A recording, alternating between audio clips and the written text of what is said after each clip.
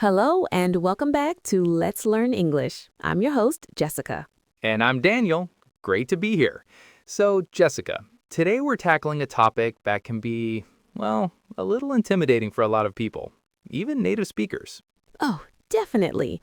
We are talking all about the airport experience, from the moment you walk in to the moment you finally sit down on the plane. Exactly. It's a whole process, isn't it?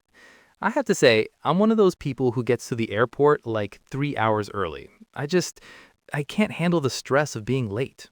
See, I'm the opposite. I'm always cutting it a little fine, running to the gates. It's terrible, I know. But that's why we're here, to break it all down so it's less stressful for our listeners. So, where do we start, Daniel? Okay, so step one. You've just arrived at the airport. You're surrounded by, well, chaos. The first thing you need to do is look for your airline's check-in desk. Right. And those big screens, the departure boards, they are your best friend. They'll tell you which check-in desk to go to for your flight. Mm-hmm. Departure boards, exactly. So you find a desk and you get in the queue, or the line, as they say in America. This is where you're going to drop off your main luggage. We call this checked baggage. So this is your big suitcase, the one you won't see again until you land. And at the desk, the airline agent will ask for your passport or your ID, and they'll weigh your bags. Yes, the dreaded weigh-in. Pro tip for everyone, check your airline's baggage allowance before you get to the airport. If your bag is overweight, you'll have to pay excess baggage fees, and they are not cheap. Oh, I've been there, frantically trying to move shoes from one bag to another in the middle of the airport. Not a good look. Yeah, we've all done it. Okay, so once they've taken your bag, they give you the most important document of the day. The boarding pass, right. This has all your crucial information on it. Your name, the flight number, your seat number, and very importantly, the gate number and the boarding time. Don't lose it. Seriously, put it somewhere safe. Now, a lot of people check in online these days, which means you can get your boarding pass on your phone and skip that whole check-in desk queue if you only have Carry-on luggage. Yeah, that's the small bag you take onto the plane with you. If you just have carry-on, checking in online is a lifesaver. total lifesaver. Okay, so we've checked in, we have our boarding pass. Now comes, well, everyone's favorite part, security. Ugh, the security screening. This is where it gets a bit intense. You have to put all of your belongings into trays to be scanned by an x-ray machine. Right. And this is where you need to be prepared. All of your big electronics, like laptops and tablets, they have to come out of your bag and go into a separate tray. And liquids. This is a big one people forget.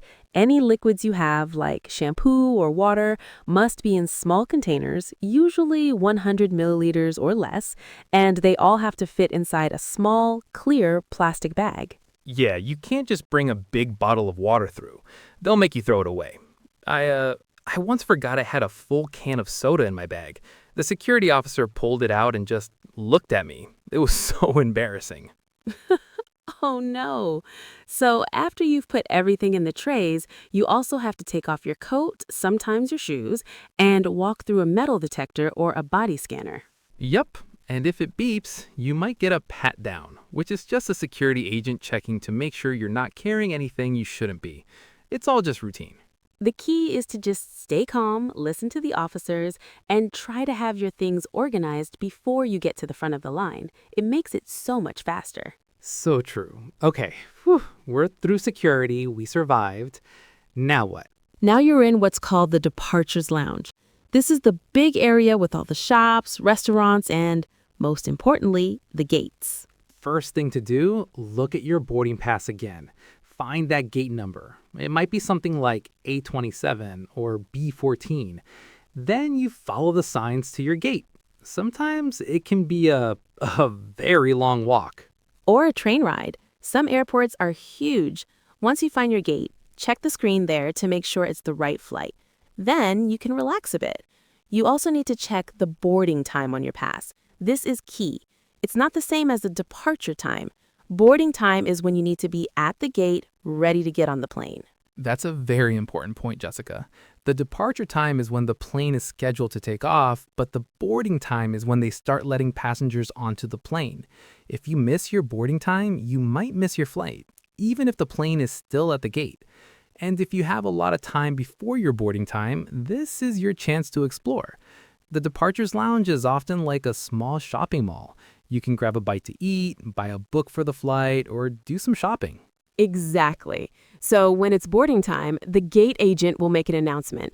They'll usually start boarding by groups. Your group number is also on your boarding pass. Mm-hmm. Like now boarding group 1 or now boarding rows 30 to 40. You just wait until your group is called. Then you get in line, show your boarding pass and passport one last time.